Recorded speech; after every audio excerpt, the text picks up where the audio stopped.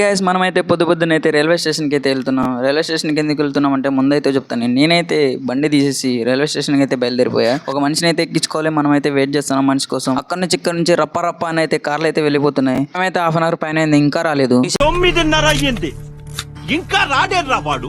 తర్వాత బ్రో అయితే వచ్చేసాడు. మనం బ్రోని బండి మీద ఎక్కించుకుని అయితే మనమైతే రైల్వే స్టేషన్కి అయితే పోతున్నాం. రైల్వే స్టేషన్ వరకు అయితే మేము వచ్చేసాం. తర్వాత ట్రైన్ అయితే చాలా లేట్గా ఉందంట. అందుకని చెప్పి నేను రైల్వే స్టేషన్ అంతా వచ్చే వల్ల చుట్టేసేసా. నేనైతే రైల్వే స్టేషన్కి వచ్చి చాలా రోజులు అయితే అయిపోయింది. ఇక్కడ నుంచి ఇక్కడ ట్రైన్ ఎక్కి వెళ్ళిపోదాం అనిపిస్తుంది నాకైతే.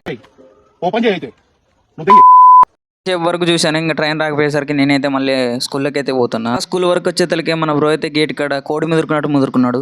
ఇంకేముందు పోయి రూమ్కి అయితే ఫ్రెష్ అప్ అయితే మనం వచ్చేసారు. రూమ్ వరకు వచ్చి అయితే ఫ్రెష్ అప్ అయ్యి మరి అయితే పని చూసుకోవడానికి అయితే వెళ్తున్నాను నేను. అలా ఎండ అయితే ముఖం మీద కొడుతుంది భారీగా. అలా నేను గణపతి దగ్గర పోతుంటే గణపతి దగ్గర అయితే పిల్లలు పూజలు చేస్తున్నారు. హాలిడేస్ లేరంట, అందుకని చెప్పి వినాయకులు అయితే మోకాలతో తిరుగుతున్నారు మొత్తం.